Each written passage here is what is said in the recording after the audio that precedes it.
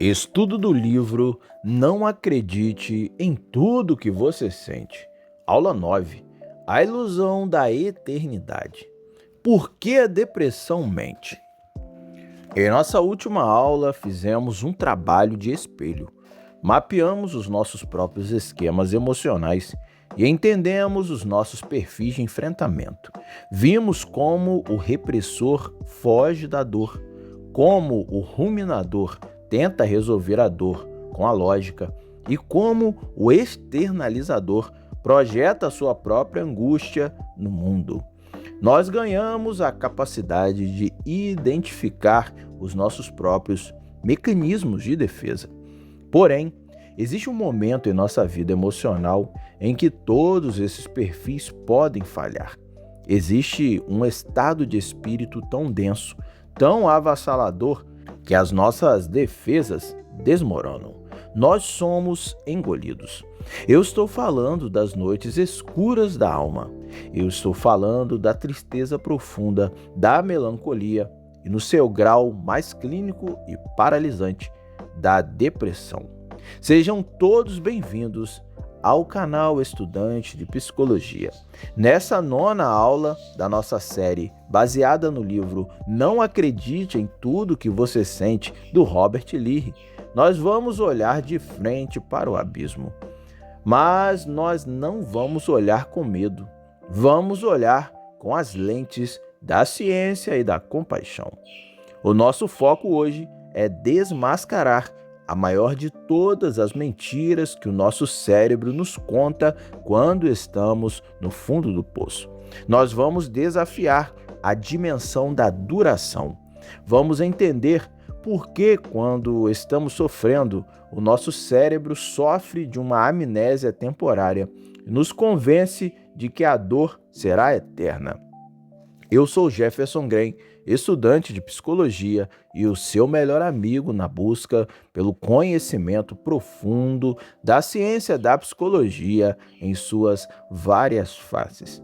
Então, vamos juntos provar que a escuridão, por mais assustadora que seja, é apenas uma ilusão de ótica do tempo. O sequestro da esperança. A tríade de Aaron Beck. Para entendermos por que a depressão mente, nós precisamos dar um passo atrás e visitar as bases da terapia cognitivo-comportamental, a TCC. Aaron Beck, o pai da TCC, postulou que a depressão se sustenta sobre o que ele chamou de tríade cognitiva negativa. Quando uma pessoa entra em um quadro depressivo crônico, ou mesmo em uma tristeza aguda, ela passa a enxergar três coisas através de óculos com lentes totalmente distorcidas e sombrias. Ela passa a ver o eu, o mundo e o futuro de formas distorcidas. O eu, a pessoa se vê como defeituosa e inadequada ou inútil. O mundo, a pessoa vê o ambiente e as outras pessoas como hostis, excessivamente exigentes ou indiferentes. E o futuro, a pessoa enxerga o que está por vir como uma continuação infinita de dor, falha e sofrimento. É exatamente nesse terceiro ponto, o futuro, que a terapia do esquema emocional de Robert Leahy dá o seu golpe de mestre. Robert Leahy chama essa visão distorcida do futuro de esquema de duração. Quando você está no fundo do poço, você não está apenas triste. A tristeza é uma emoção primária, ela é limpa. Se você perdeu um emprego, se encerrou um relacionamento de anos ou se tirou uma nota ruim em uma matéria que você se esforçou muito, a tristeza é natural e esperada. O sofrimento real, a dor que paralisa e que tira a vontade de viver, não vem da tristeza. Vem da crença inabalável de que essa tristeza não vai acabar nunca. A depressão é uma mentirosa compulsiva. Ela se aproxima de você em um momento de vulnerabilidade. Coloca a mão no seu ombro e sussurra em seu ouvido: olha ao redor, está escuro e vai continuar escuro. Você vai se sentir assim amanhã. na próxima semana, no próximo ano. Você sempre foi assim e sempre será. Sabe qual a pior parte dessa mentira? O seu cérebro, biologicamente alterado pela dor, acredita nela. O cérebro amnésico e a memória dependente de estado. Como estudante de psicologia, precisamos entender o mecanismo neurológico por trás dessa ilusão. Por que nós acreditamos na mentira dessa eternidade da dor? Por que uma pessoa inteligente, racional e com histórico de superação repentinamente perde a capacidade de prever a própria melhora?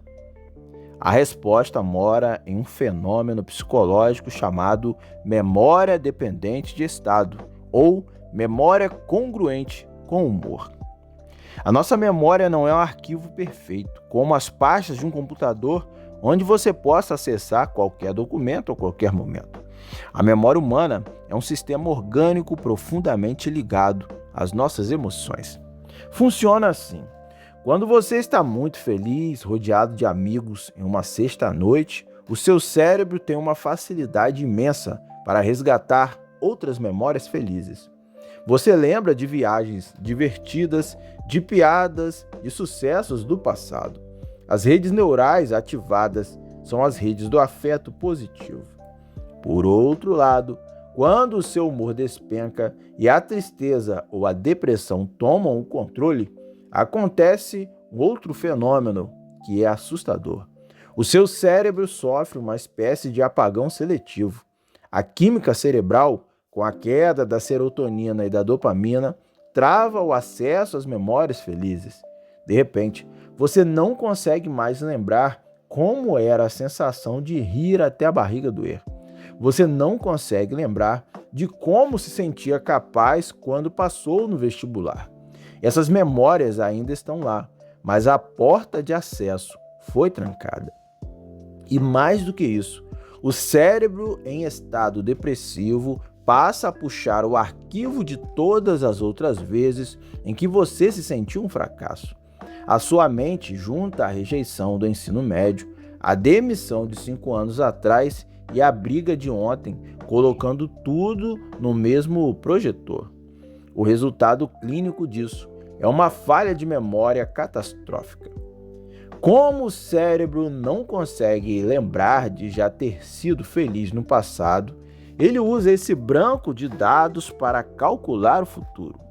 A lógica falha da mente deprimida é: se eu só consigo lembrar de dor e se agora eu só sinto dor, então o meu futuro será feito unicamente de dor. Esta é a ilusão da eternidade. Você fica trancado em um eterno agora sombrio. E é essa a crença de que a dor não tem fim que torna a depressão tão perigosa e muitas vezes leva aos pensamentos suicidas.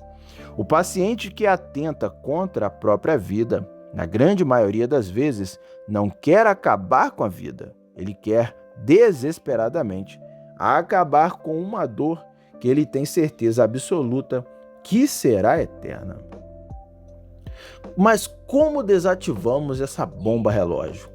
Como nós, ou como terapeutas sentados diante de um paciente afogado nessa ilusão, quebramos a crença da duração?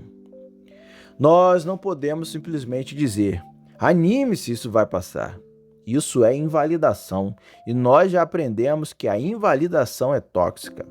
Nós precisamos introduzir um conceito existencial milenar apoiado pelas terapias de terceira geração: a impermanência. Para ilustrar isso, quero que você imagine que está em meio à natureza.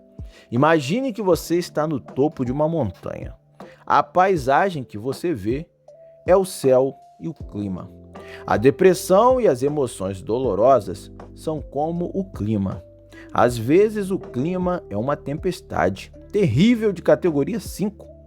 Nuvens negras cobrem tudo, relâmpagos rasgam o espaço e o vento uiva de forma assustadora. Quando você está no meio de um furacão, tudo o que você consegue ver, ouvir e sentir é o furacão. Parece que o mundo inteiro se transformou em uma tempestade infinita. Mas preste muita atenção nisto. Por mais furiosa, por mais escura e por mais longa que seja a tempestade, ela não é o céu. O céu é você. O céu é a sua consciência pura. O seu eu que observa, que nós treinamos nas aulas anteriores. O céu tem um espaço infinito. Ele não tenta lutar contra a tempestade. Ele não tenta empurrar as nuvens. O céu simplesmente dá espaço para que a tempestade exista. A ilusão da eternidade acontece quando nós confundimos a tempestade com o céu. O paciente deprimido diz: "Eu sou uma tempestade." O nosso papel é lembrá-lo: você não é a tempestade, você é o céu onde a tempestade está acontecendo. E aqui entra a verdade científica irrefutável da meteorologia e da psicologia. Toda tempestade um dia acaba, ela perde a força. Nenhuma tempestade na história da Terra durou para sempre. As nuvens vão se desfazer, a energia térmica vai se dissipar. E quando a tempestade se for, adivinha o que estará lá, intacto, sem um único arranhão e tão vasto e azul quanto antes? O céu, você. Quando você acredita que a emoção vai durar para sempre, você entra em pânico e começa a lutar contra ela, ativando então a ruminação ou a repressão. Quando você aceita, no nível intelectual, que essa emoção é apenas um clima ruim passando pela vastidão do seu ser, você relaxa. E, ironicamente, ao parar de lutar, a tempestade passa muito mais rápido. O manejo clínico desafiando a mentira. Mas como levamos essa metáfora para o plano prático e clínico? Como tiramos o paciente ou a nós mesmos da paralisia? Nós usamos a psicoeducação e o questionamento socrático. Quando a voz da depressão vier sussurrar que a sua angústia será eterna, você precisa assumir a postura de um advogado de defesa implacável contra o próprio cérebro. Você precisa desafiar a mentira. Aqui estão os passos de como aplicar isso no consultório ou no seu autodiálogo. Primeiro, dê um nome à mentira. Quando o sentimento de desesperança atacar, diga em voz alta ou anote no seu diário: "Eu estou notando que o esquema da duração foi ativado. Meu cérebro está tentando me convencer de que isso é eterno." Apenas de rotular o fenômeno, você tira o poder dele. Você deixa de ver o pensamento como uma premonição do futuro e passa a vê-lo como um sintoma da condição atual. Segundo, busque as evidências contrárias. O teste da realidade. A depressão diz que você sempre se sentiu mal. Mas será que isso é um fato ou uma emoção disfarçada de fato? Faça as perguntas difíceis. Houve algum momento no último ano em que eu me senti, mesmo que por 5 minutos, em paz? Teve algum dia em que eu consegui dar risada de um vídeo ou apreciar o sabor de uma comida? A última vez que eu me senti nesse abismo, há alguns anos, a dor durou para sempre? Ou ela acabou mudando de intensidade? Quando forçamos o cérebro a buscar as exceções, nós começamos a rachar a armadura da memória dependente de estado. A luz começa a entrar. Terceiro, aceite o agora sem projetar o amanhã. A maior tortura da depressão é carregar o peso do futuro no momento presente. A pessoa deprimida pensa: se eu mal consigo levantar da cama hoje, como eu vou conseguir me formar, casar, pagar as contas e viver nos próximos 20 anos? A resposta clínica para isso é o microfoco. Nós ensinamos o paciente a diminuir o horizonte de tempo. Não pense na próxima semana, pense na próxima hora. O seu trabalho não é descobrir como ser feliz para sempre. O seu trabalho agora é apenas tomar um banho quente. O seu trabalho não é curar a sua vida inteira hoje. O seu trabalho é apenas respirar e sobreviver à tempestade que está passando hoje. Cortar o futuro ilusório tira a pressão esmagadora das costas de quem sofre. Apenas viva a próxima hora. O céu cuidará do resto. O valor da impermanência na formação do psicólogo. Para nós, estudantes de psicologia, internalizarmos essa realidade é fundamental, não apenas para ajudar o outro, mas para sobreviver à nossa própria jornada. A graduação em psicologia exige muito de nós. Entramos em contato a todo momento com o sofrimento humano. Lemos sobre psicopatologias crônicas, escutamos relatos difíceis em nossos estágios e, no meio de tudo isso, temos que lidar com as nossas próprias vidas, contas a pagar, relações familiares complexas e dúvidas sobre a carreira. Vai haver dias em que você se sentirá uma fraude, dias em que a exaustão emocional vai dizer que você não tem estrutura para ser psicólogo. Nesses dias, a dimensão da duração vai tentar te convencer de que você será esse profissional medroso e cansado sempre. Lembre-se dessa aula. A sua exaustão de uma terça-feira à noite não é uma sentença sobre a sua carreira. A sua tristeza não é o seu destino. São apenas nuvens passando pelo seu céu de estudante. Ter a clareza da impermanência transforma você em um terapeuta profundamente calmo. Quando um paciente chegar em seu consultório chorando copiosamente e dizendo que não aguenta mais, você não vai entrar em desespero junto com ele. Você vai oferecer um ambiente seguro, com uma escuta atenta, e dentro da sua própria mente, você saberá com absoluta convicção: isso vai passar. Eu vejo o céu claro por trás dessa tempestade, mesmo que ele ainda não consiga ver. A sua esperança, ancorada na ciência da impermanência, será o farol que guiará o paciente de volta à luz. Minhas amigas e meus amigos, nessa aula enfrentamos um gigante. Olhamos nos olhos da depressão e da desesperança e dizemos: nós sabemos o seu truque, nós sabemos que você altera o nosso relógio interno, nós sabemos que você mente. Compreender a ilusão da eternidade é o primeiro grande passo para a libertação. É saber que a dor, por pior que seja, está sujeita à mesma lei que rege as galáxias e as folhas das árvores. A lei de que tudo muda, tudo se move, tudo passa. Não lute contra as nuvens negras hoje. Apenas observe-as, acomode-as e saiba, com a mais profunda certeza científica e espiritual, que elas estão de passagem. Se você conseguiu sentir um alívio, por menor que seja, através dessa metáfora do céu e do clima, segure essa sensação. Nós desconstruímos a mentira, mas agora precisamos visualizar a verdade. Precisamos transformar essa impermanência em algo que possamos ver e aplicar na vida prática. Mas como nós mostramos para a nossa mente de forma tangível que as emoções sobem e descem? Como nós mapeamos essas tempestades para não sermos mais pegos de surpresa? Em nossa próxima aula, vamos pegar esse conceito da impermanência e transformá-lo em uma ferramenta visual poderosa. Algo que você pode usar com papel e caneta no consultório ou na sua própria mesa de estudos. Eu sou Jefferson Grem, estudante de psicologia e o seu melhor amigo na busca pelo conhecimento profundo da ciência da psicologia em suas várias faces. Que aula incrível! Aprendi muito e tenho certeza que você também. Então, deixa aqui o seu comentário abaixo, suas percepções sobre a terapia do esquema emocional que a gente está estudando, do Robert Lee.